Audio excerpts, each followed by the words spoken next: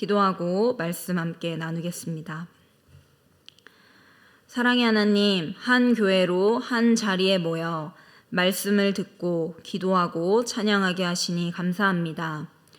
전하는 자의 부족함과 불완전함은 예수 그리스도의 십자가로 넉넉히 가려주시고 당신의 말씀으로 말씀하시는 하나님의 거룩하심과 은혜로 가득 채워지기 원합니다.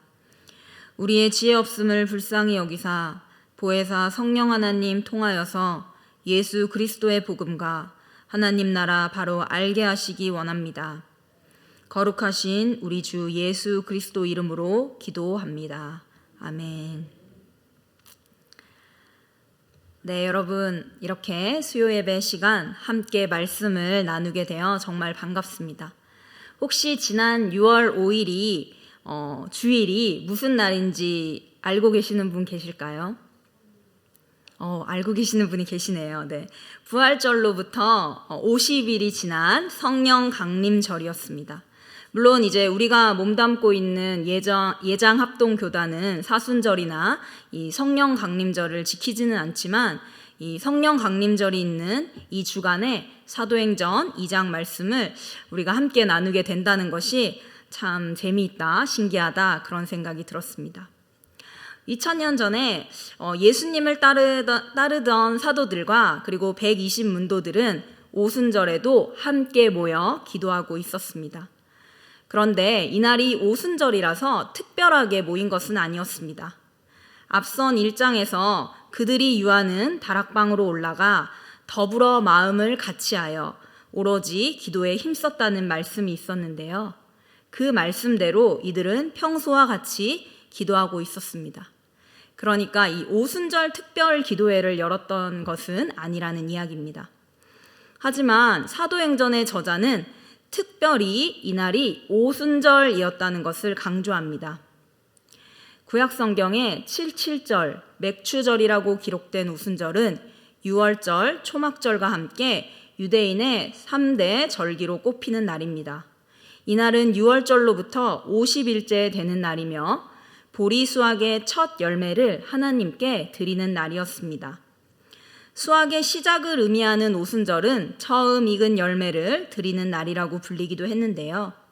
이날 이스라엘 백성들은 한 해의 첫 수확을 하나님께 드리며 나중에 거두게 될 마지막 수확 작물까지 하나님께서 축복해 주시리라는 것을 믿었습니다. 또한 쿰란 공동체의 규율서인 주빌리서에 따르면 정확한 시기는 알 수 없지만 유대인들이 오순절을 첫 수확의 의미뿐 아니라 하나님께서 시내산에서 율법을 주신 사건 그리고 언약 갱신 사건과 연결하여서 지켰다고 이야기합니다. 어떤 학자들은 말하기를 이미 예수님 당시에 이 오순절을 율법 수여와 언약 갱신을 기념하는 절기로 지켰다고 주장하기도 합니다. 만일 그렇다면 성령 하나님께서 이 오순절에 강림하신 것만으로도 옛 언약 율법 시대의 문을 닫는 이 새 시대의 시작을 보여주기 위한 의미가 충분했을 것 같습니다. 그러나 그렇지 않다고 하더라도 성령 강림의 사건이 이 오순절에 이루어진 것은 우연이 아니라 하나님의 섭리 가운데 일어난 구원의 역사였습니다. 오순절은 유월절보다도 더 많은 순례자들이 예루살렘으로 모여들었던 절기라고 합니다. 성령님께서 강림하신 그 오순절 날에도 예루살렘은 상당히 시끌벅적했을 것입니다. 그런데 그날 평소와 같이 한 장소에 함께 모여 기도하고 있던 사도들과 이 120문도들에게 아주 신기한 일이 일어났습니다. 우리 2장 2절 말씀인데 같이 한번 읽어볼까요? 호련히 하늘로부터 급하고 강한 바람 같은 소리가 있어 그들이 앉은 온 집에 가득하며. 우리가 함께 읽어본 이 2절 말씀에는 직접적으로 성령이라고 하는 단어가 등장하지는 않습니다. 그러나 구약 성경이 익숙했던 당시의 사람들은 이 말을 듣고 자연스럽게 성령을 떠올렸을 것입니다. 구약 성경에는 성령의 임재를 보여주는 상징으로 바람이 많이 등장했고, 히브리어 루아흐는 바람이라는 뜻은 물론 성령도 의미하는 단어였기 때문입니다.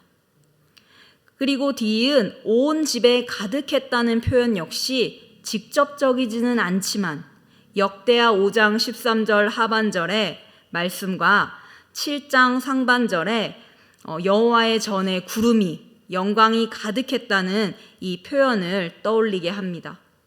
이렇게 저자는 이 의도적으로 구약시대와 같이 성령께서 강한 바람과 같은 소리로 충만하게 가득하게 오순절에 임하셨다는 것을 보여줍니다.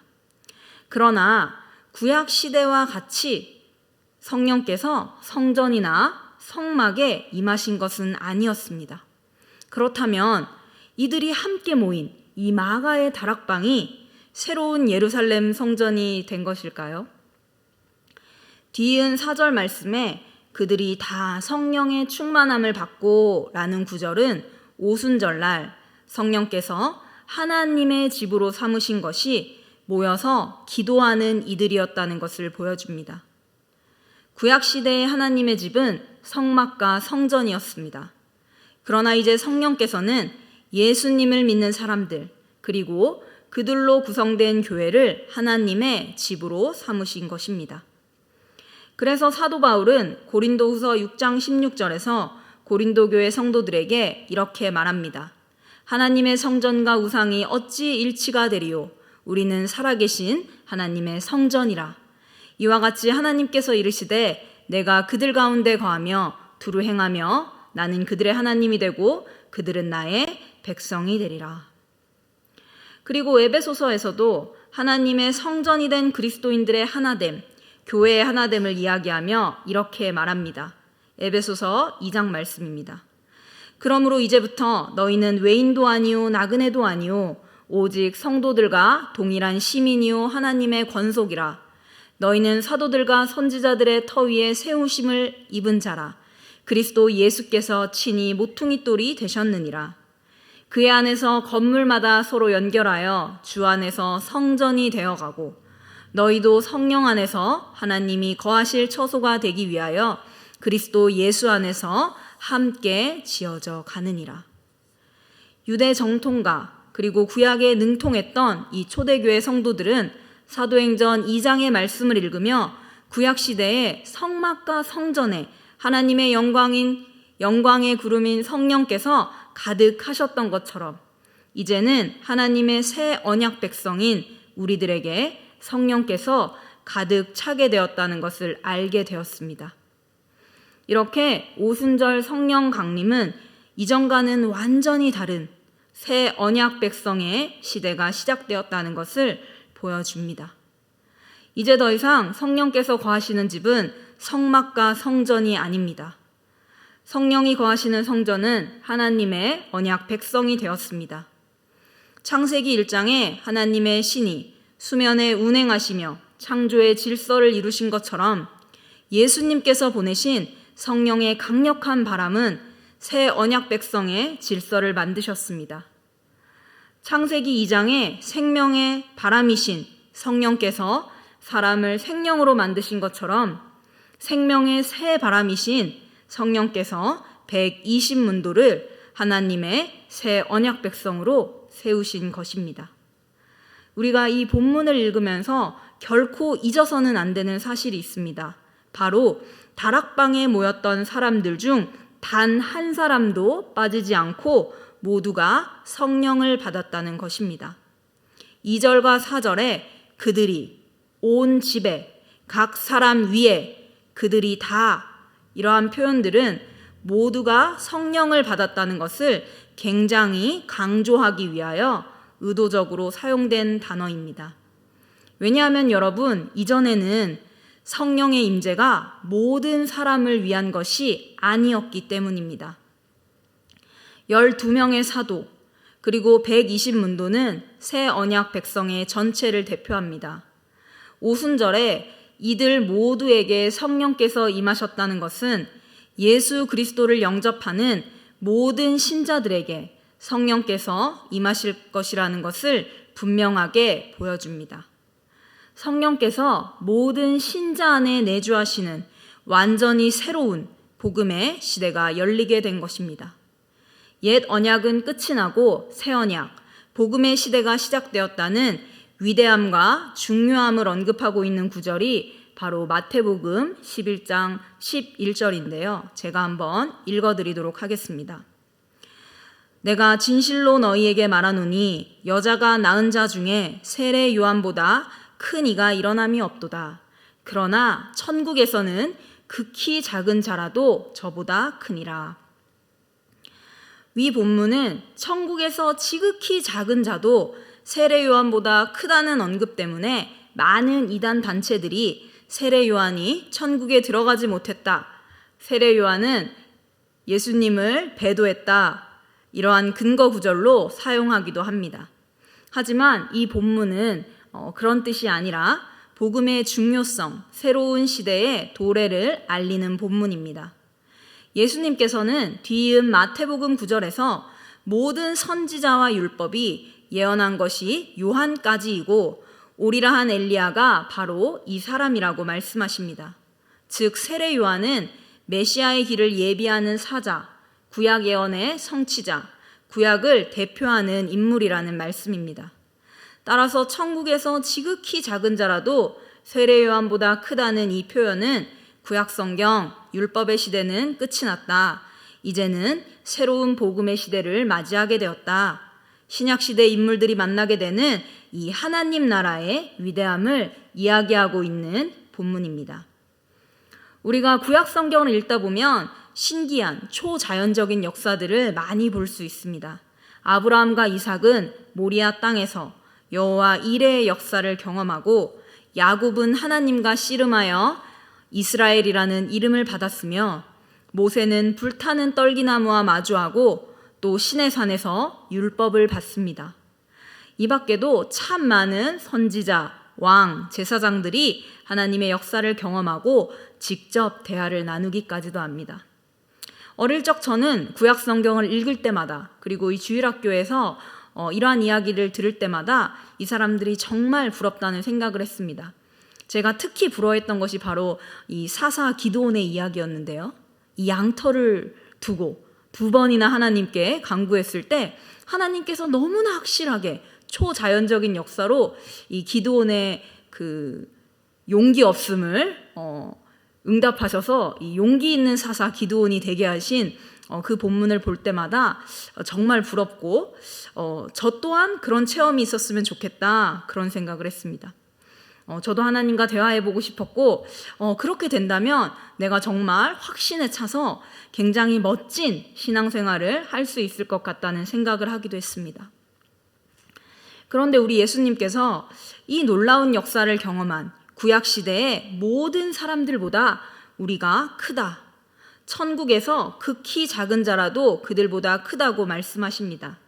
왜냐하면 이 사람들은 그렇게 놀라운 체험을 했음에도 불구하고 이들의 살아생전, 성령께서 이들 안에 내주하시는 그 역사는 알지 못했기 때문입니다. 성령께서 내주하시는 그 충만한 감격을 구약의 사람들은 알지 못했습니다. 나를 주 앞에서 쫓아내지 마시며 주의 성신을 내게서 거두지 말아달라고 기도한 다윗의 시편에서도 알 수 있듯이 구약시대 성령님께서는 특별한 몇몇의 사람에게 잠시 오셨다가 떠나가셨습니다. 그래서 구약시대 성령의 역사를 선별된 특별한 이들의 외부에서 함께 일시적으로 역사하셨다고 말하는 반면에 신약시대의 성령께서는 예수 그리스도를 구주로 영접한 모든 믿는 자들의 안에 영원히 내주하신다고 말하는 것입니다. 그렇게 우리는 구약의 성도들은 알지 못하는 성령께서 거하시는 거룩한 성전이 된 그 기쁨을 누리게 되었습니다. 이는 사도행전 1장 5절에 너희는 몇 날 못되어 성령으로 세례를 받으리라. 1장 8절에 오직 성령이 너희에게 임하시면 너희가 권능을 받고 예루살렘과 온 유대와 사마리아와 땅끝까지 이르러 내 증인이 되리라 하신 그 예수님의 말씀, 성령 약속의 성취로 주어진 것이었습니다. 뒤이은 3절과 4절에서 저자는 이 놀라운 사건에 대해 조금 더 자세히 기록합니다. 마가의 다락방에서는 마치 불의 혀 같은 것이 각 사람 위에 하나씩 임하였다고 하는데요. 조금 더 정확하게 표현을 하자면 불꽃이 여러 갈래로 갈라지는 모양으로 이 120문도 모두에게 주어졌는데 그들이 그로 인해 다양한 외국어 방언을 하게 되었습니다. 성령의 불꽃이 여러 갈래로 갈라지듯 그들이 각기 다양한 언어를 구사하게 된 것입니다. 이렇게 120문도가 다른 언어들로 말하기 시작할 때 이것을 보았던 사람들이 있었습니다. 바로 예루살렘에 머물러 있던 경건한 유대인들입니다. 5절에 머물러 있었다는 표현, 10절에 로마에서 온 사람들과 관련해서만 방문하다라는 뜻의 동사가 사용되었다는 점, 그리고 이들이 제자들의 이야기를 듣고 바로 갈릴리 사람이라는 것을 알아차린 것을 볼 때 이들은 오순절 절기를 기념하기 위하여 일시적으로 예루살렘에 찾아온 순례자들이 아니라 마지막 여생을 이곳에서 보내기 위해 정착한 사람들이라는 것을 알 수 있습니다.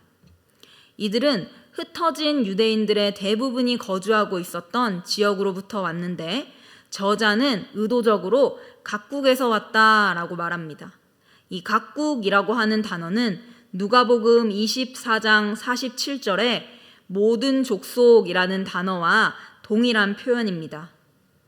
우리는 여기서 디아스포라 유대인들의 후예가 오순절 성령의 역사를 목격한 것이 단순한 우연이 아니라는 것을 알 수 있습니다. 이들이 이 놀라운 역사의 순간을 목격한 것은 모든 족속, 모든 민족에게 죄 사함을 얻는 회개가 그리고 성령의 내주하심이 선물로 주어질 것을 보여주는 사건이었습니다. 그리고 이 오순절의 방언의 역사는 창세기 바벨탑 사건을 떠오르게 합니다. 바벨탑 당시 모든 사람들이 한 번도 배워보지 못했던 언어로 말을 했듯이 이 120문도들은 한 번도 배우지 않았던 외국어를 말하게 되었습니다. 바벨탑을 쌓던 사람들이 갑작스러운 이 언어의 혼잡에 놀란 것처럼 이를 보고 있었던 경건한 유대인의 무리는 각기 다른 방언의 소리를 듣고 소동하며 놀라 기이히 여겼습니다. 그런데 사실 배우지 않았던 외국어를 말하는 것보다 더욱 놀라운 일을 이들이 동일하게 하나님의 큰 일을 말했다는 것입니다. 하나님은 바벨탑에서 언어를 흩으심으로 사람들을 다 흩으셨습니다. 그리고 아브라함과 이스라엘이라고 하는 한 민족을 택하셨습니다. 그런데 이제는 오순절 성령 강림과 방언의 역사로 흩어진 열방을 모으고 모두를 하나님의 백성으로 부르고 계시는 것입니다. 이 놀라운 역사를 들은 사람들의 나라, 바데, 메데, 엘람, 메소보다미아, 유대와 갑바도기와 본도와 아시아, 부르기아와 밤빌리아, 애굽 및 구레네에 가까운 리비아 여러 지방, 로마, 그레데, 아라비아, 이들의 나라를 언급한 것은 오순절 성령 강림과 방언으로 인해 사도행전 1장 8절에 오직 성령이 너희에게 임하시면 너희가 권능을 받고 예루살렘과 온 유대와 사마리아와 땅끝까지 이르러 내 증인이 되리라 하시니라 하는 이 말씀이 말하는 바로 그 땅끝까지 선교하는 시대가 시작되었음을 보여주기 위함이었습니다. 여러분, 이처럼 오순절의 성령 강림은 하나님의 성전이 된 새로운 언약 백성의 시대, 성령께서 모든 신자 안에 내주하시는 복음의 시대, 그리고 땅끝까지 예수의 증인이 되는 교회 선교의 새 시대를 도래하게 하는 놀라운 사건이었습니다. 그러나 안타깝게도 이 새 시대의 시작을 두 눈으로 목도한 이들은 이 사건에 대해 잘 알지 못했습니다. 어떻게 반응해야 할지 몰라서 소동하고 놀라고 기이 여겼습니다. 심지어 이들 중 일부는 방언으로 말하는 갈릴리 사람을 조롱하여 새 술에 취했다고 비난했습니다. 물론 이들은 놀랍고도 신비한 성령의 역사에 대해 잘 알지 못했습니다. 오해로 시작된 조롱이기는 했지만 이들의 이러한 모습은 성령 하나님으로 말미암는 새 시대를 바로 알지 못하는 무지와 어리석음을 보여줍니다. 그러나 이러한 조롱 앞에서 베드로와 11 사도는 움츠러들지 않았습니다. 이 또한 놀라운 성령의 역사입니다. 왜냐하면 우리는 사복음서를 통해 예수님의 제자들이 얼마나 형편없고 비겁하고 무지한 사람들인지 너무 잘 알고 있기 때문입니다. 그러나 성령을 받은 성령으로 인한 새 시대의 시작에 서 있는 사도들은 이전과 달랐습니다. 이들은 담대하게 소리를 높여 유대인과 예루살렘에 사는 모든 사람들아, 이 일을 너희로 알게 할 것이니 내 말에 귀를 기울이라, 그렇게 외칩니다. 그리고 이 오순절 사건의 참된 의미에 대해 설명하기 시작합니다. 이러한 이들의 모습은 새 시대를 살아가는 언약 백성의 참된 모습이자 나아가야 할 방향을 보여줍니다. 여러분, 이 사복음서에 기록된 베드로의 모습을 기억하시나요? 베드로는 성격이 불과 같아서 예수님께서 잡혀갈 당시에 자신이 가지고 있던 그 칼을 뽑아서 대제사장의 종의 귀를 자른 사람입니다. 그런데 그렇게 하고서도 막상 대제사장의 집에 갔을 때에는 여자여 내가 그를 알지 못하노라. 이 사람아 나는 아니로라. 나는 내가 하는 말을 알지 못하노라 하며 예수님을 부인했습니다. 다른 사도들은 또 어땠나요? 예수님과 3년을 동고동락했다는 그 사실이 부끄러울 만큼 이들은 미성숙하고 탐욕스러웠으며 예수 그리스도에 대해 확신하지 못했던 사람들입니다. 그러나 사도행전에서 보여지는 베드로와 사도들은 완전히 다른 사람으로 보입니다. 이들은 담대하고 현명한 사람들이었습니다. 날마다 죄를 죽이며 십자가를 지는 삶을 살았습니다. 복음을 전하기 위해서 자신의 생명도 아까워하지 않습니다. 어떻게 이런 변화가 일어날 수 있었을까요? 예수님께서 이들에게 약속하신 성령을 보내주셨기 때문입니다. 오순절의 성령 강림으로 인해 옛 언약이 새 언약으로 전환되는 새 시대가 시작되었기 때문입니다. 사도들은 새 언약의 백성이 되었고 복음의 새 시대, 교회 선교의 새 시대가 열렸습니다. 오늘날에도 예수 그리스도를 구주로 영접한 성령의 거룩한 성전으로 살아가는 새 언약 백성들을 향한 오해와 새 시대에 대한 무지와 복음을 향한 조롱들이 있습니다. 우리는 이들 앞에 어떻게 행동해야 할까요? 우리가 성령 받은 사람답게 살기 원합니다. 제자들이 사람들의 어리석음 앞에서 도리어 오순절 사건의 참된 의미를 설명할 아주 자연스러운 기회를 가진 것처럼 복음을 향한 오해와 무지와 조롱 앞에서 도리어 담대하게 복음의 참된 의미를 전하기 원합니다. 성령과 함께하는 제자들이 이전과는 완전히 다른 삶을 살았던 것처럼 우리 또한 죄 가운데 빠졌던 몸과 마음을 우리 안에 영원히 거하시는 성령을 의지하여서 날마다 변화시키는 그런 삶을 살기 원합니다.